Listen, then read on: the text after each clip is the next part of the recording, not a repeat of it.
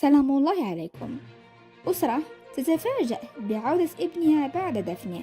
فوجئت أسرة مصرية بعودة نجلها الذي تم دفنه واستخراج شهادة وفاته منذ شهر إلى منزل الواقع بقرية منيل العروس التابعة لمركز أشمون بمحافظة المنوفية شمال مصر.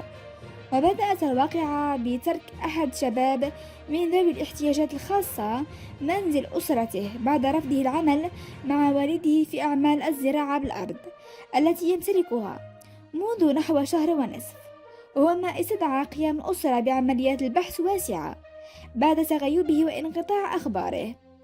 وطرقت الأسرة كافة الأبواب وقامت بنشر صورة نجلهم على مواقع التواصل الاجتماعي قبل أن تتلقى اتصالا يفيد بوجود شخص بنفس المواصفات داخل العناية المركزة بمستشفى منشأة القناطر.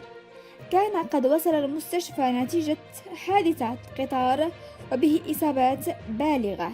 وعندما توجهت الأسرة إلى المستشفى تم اختارها بوفاة الحالة، لتتولى الأسرة بعد ذلك عملية نقل الجثمان ودفنه في جنازة كبيرة حضرها جميع أبناء القرية.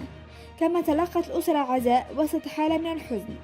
ومساء أول أمس الخميس فوجئت الأسرة بالشاب الغائب يعود إلى منزله بعدما انقطعت أخباره وسط حالة من الذهول والتساؤلات بشأن هوية الجثة التي تم دفنها في مقابر الأسرة.